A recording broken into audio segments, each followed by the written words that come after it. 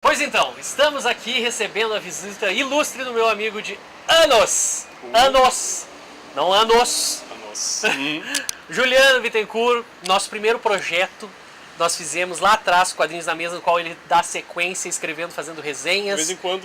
De vez em quando, porque ele é que nem nós, assim, ele também trabalha, ele também tem vida, ele precisa assistir filmes, assistir seriados, ler gibis, mais ler do que assistir, né? É, ultimamente sim.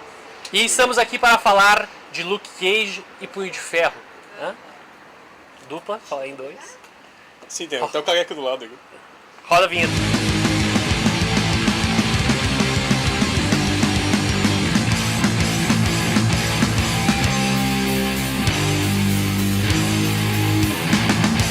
Então, galera, 30 de setembro está chegando com o Luke Cage, que todo mundo conhece através do seriado da Jessica Jones. Mas antes disso, para que ninguém diga que nós somos modinha, vamos falar de onde nasceu Luke Cage e Punho de Ferro.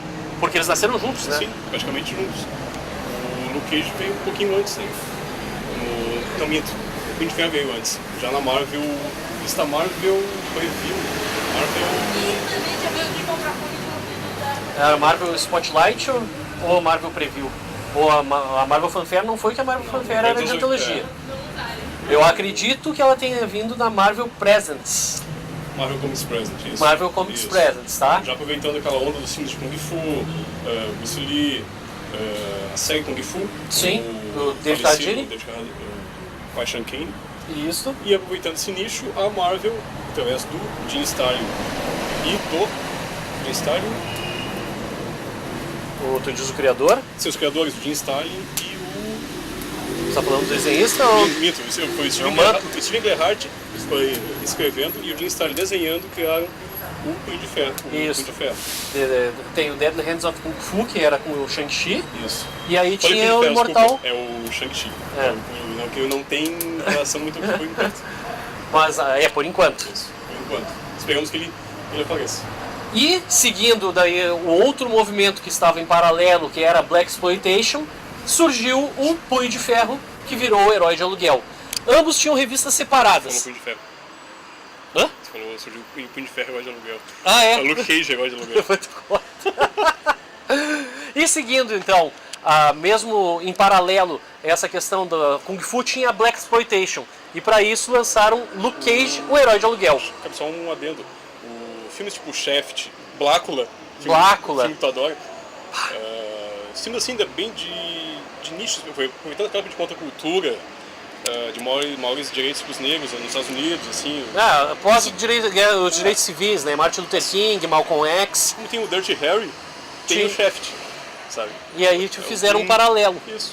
E a Marvel, como sempre inovou, acompanhando a contemporaneidade, eles lançaram dois personagens de nichos diferentes para pegar a onda da moda, digamos assim. No caso, eram filmes na época feitos totalmente por negros, com atores negros, assim, em evidência, e voltados para um público, mas fez sucesso com todo mundo, né? Porque eram filmes bons, né? O Shaft é muito bom até hoje. Sim. O original, né? Sim, o original. O Samuel Jackson é desprezível. É. Mas enfim. E dali, ambos tinham suas revistas, e lá pelas tantas, um carinha lá que quase ninguém conhece, chamado Chris Claremont, e um outro lacaio canadense John lá, Byrne. chamado John Byrne. Em inglês, né? Isso foi criado no Canadá. Eles se juntaram e fizeram o Herói de Aluguel. Não, ou era Luke Cage, Punho de Ferro, Herói de Aluguel.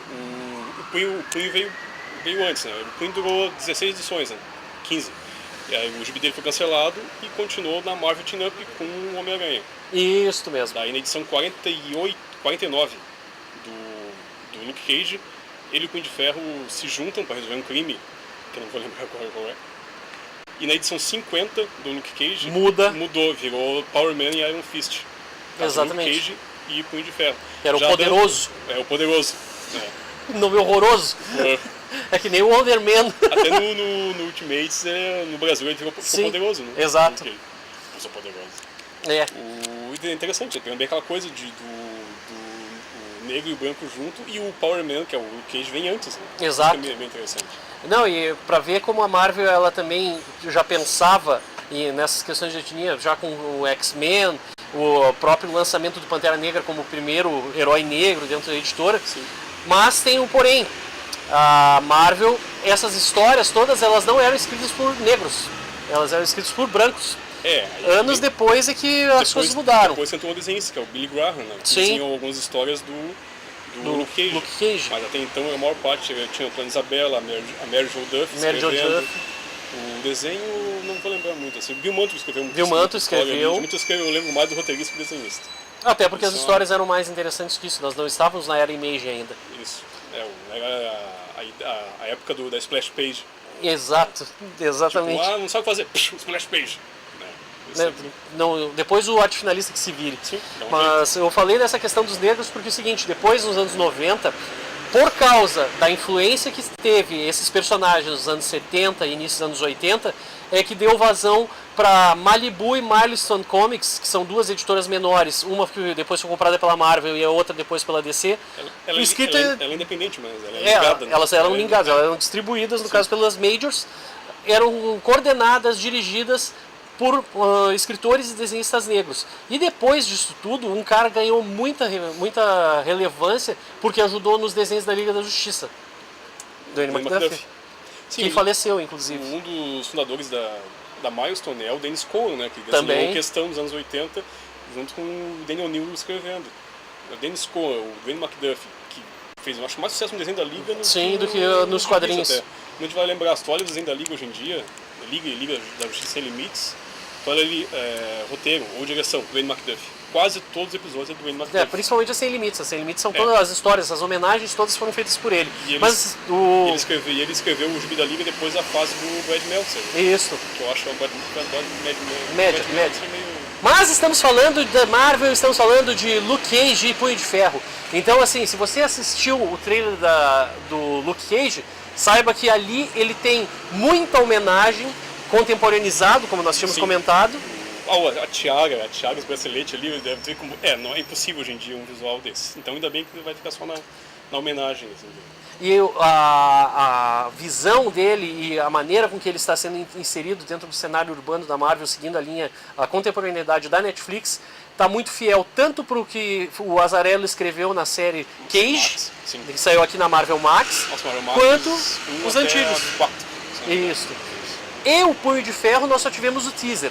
Mas pelo que a gente viu do teaser e pelo que já apareceu da Madame Gal no Demolidor, então acho que vai pegar um pouco do equilíbrio daquela questão do lado místico das artes marciais. Sim, sabe a Madame Gal, aquele episódio do Demolidor que aparece um cara de costa, um monte de incenso em volta? Pra mim, aposto que lá é o Lei Kun. É o Lei Kun, o trovão, o cara que treina os punhos de ferro, porque Exato. não é só, é uma dinastia. Isso foi estabelecido depois, mas Mas funcionou muito bem. Então, se vocês quiserem ler, peguem a Marvel Max da 1 a 4 para ler essa história especificamente do Luke Cage. E se vocês quiserem ler sobre o Punho de Ferro, aqui no Brasil tem mais histórias do Punho de Ferro do que necessariamente do Luke Cage. Mas, para não ficar sem saber da onde saiu, peguem o Imortal Punho de Ferro, a última história do Punho de Ferro. E aí depois vai sair a sequência, né? Porque ele saiu nos Marvel Apresenta, né? 45, 47 e depois ficou 8 meses até lançar a conclusão. Exato. São 3, a última história do Punho de Ferro e as 7 cidades. 7 capitais do... As 7 capitais ou as 7 cidades eternas? Brasil, 7 cidades. 7 cidades do... eternas. E a conclusão... parte 2. Parte 2. Então, já sabe. E qualquer coisa, pergunta aqui embaixo nos comentários que a gente esclarece para vocês. Estamos muito ansiosos. Te cortando. Uma coisa que eu achei interessante, principalmente no trailer, no teaser do Luke Cage, é que parece que a Netflix vai resolver finalmente como mostrar que um personagem é forte. Ah, sim, sem apelar. Sem precisar apelar para as pessoas voando. Não, a Jessica Jones, bem, eu sei que ela é forte, mas o que ela faz? Joga a pessoa pro canto. Morre pro canto.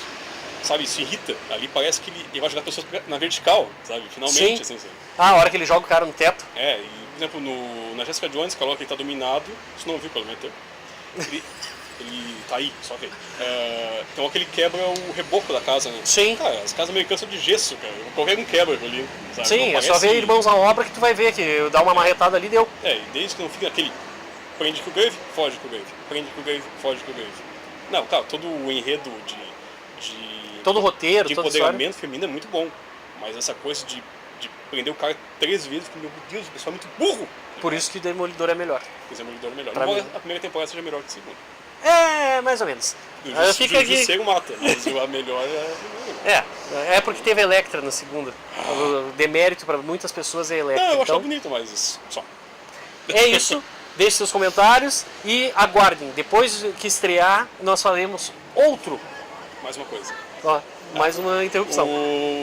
A origem do Punho de Ferro no Imortal Punho de Ferro, ela não foi tão bem explicada, assim. Ela parece que eu já me dei uma revista para quem já conhece. sabia um pouco. Mas ela foi refeita naquele origem dos super-heróis Marvel, que era bem Sim. que é a origem do Punho, do Magneto, da Tempestade e mais alguém que eu não vou lembrar. E ela, Aquele Origem dos Heróis Marvel 3, né? Isso, a capa roxa, se não me engano. Isso mesmo. Azul, coisa assim. E ela foi refeita, e é pelo Len Wein, né? Len Wein. E o desenho... Grande editor e criador do Monstro Quantum. E do Monstro Quantum. Eu não vou lembrar mais do mundo do Wolverine. E ali ela foi mais bem explicada ali. E daí é legal tu ler essa aí pra depois pegar o Imortal e ver o que eles mudaram. Mas a mitologia dele é muito boa. Toda a mitologia do Punho de Ferro é muito boa. Mas era isso. Por hora, aguardem 30 de setembro Luke Cage e 2017 Sir Rojas largou Game of Thrones para ser Daniel Hand, o Imortal Punho de Ferro. O Hip Kung Fu. É isso aí.